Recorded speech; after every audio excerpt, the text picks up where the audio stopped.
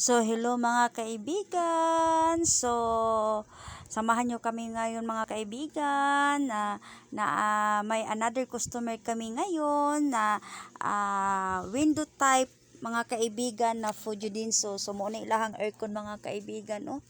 Hasta jud kay kahugaw mga kaibigan. Tara, gilumot-lumutan na gay na mga kaibigan. Oh, na oh.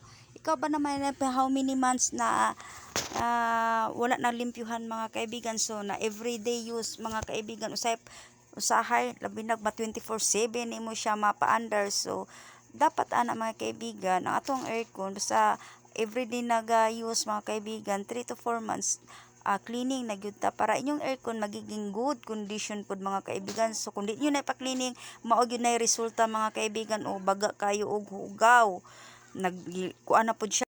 A few moments later.